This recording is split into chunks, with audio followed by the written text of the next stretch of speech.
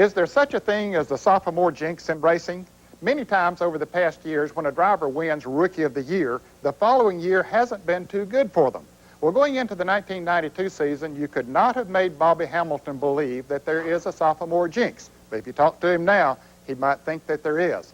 At the end of the 1991 season, he was on a roll. He had some top 10 finishes and was really looking forward to the 1992 season. But it certainly hasn't gone the way that he expected it to. Bill Weber had an opportunity recently to sit down and talk to Bobby about the way things are going. Bobby Hamilton has gone from the rewarding run for Rookie of the Year to the sedate and sobering season of the dreaded sophomore jinx. Man, you guys told me about that stuff, and I've always been, I said, no, you make your own luck. I never would have believed it. I mean, it has to be something to it. It happens too much. I mean, because we've did things the same, and I know we've been better in some situations, and something always bites us. Completely out of the ordinary that you never hear about, and it has to be something to it. Hamilton and his Country Time crew had a stirring finish in 1991, including a career-high 6th at Rockingham, en route to edging Ted Musgrave for the privilege and incumbent pressure of being Rookie of the Year.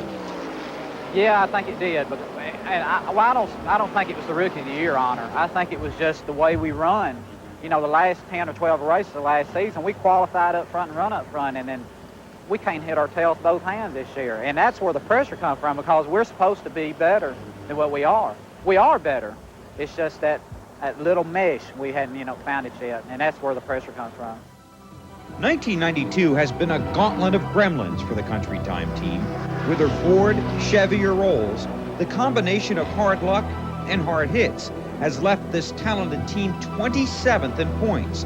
And through the Southern 500, Hamilton's highest finish is 13th. We have had some good runs this year, but what really hurt us was at the start of the season. I mean, we was running second in the Daytona 500 and burned a piston.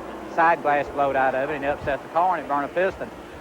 We've had so many good runs like that, and then something like that happened.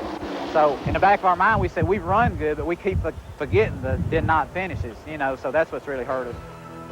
The sophomore season has left Hamilton wondering what it will take to finally turn the corner and salvage some respect from a season of frustration. Yeah, and I tell you what happens on that. My feeling, of course, I got a crew chief that thinks different, but I think, man, we're trying to overcome this jinx or whatever. Let's just take our time and get a finish. But on the other hand, we have Country Time as a sponsor, and they want us running as hard as we can. Right.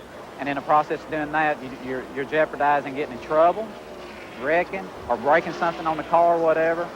So it's just been darn if you do, darn if you don't situation. We can't figure out a pattern. But we don't have a choice now but to just run as hard as we can for the rest of the year.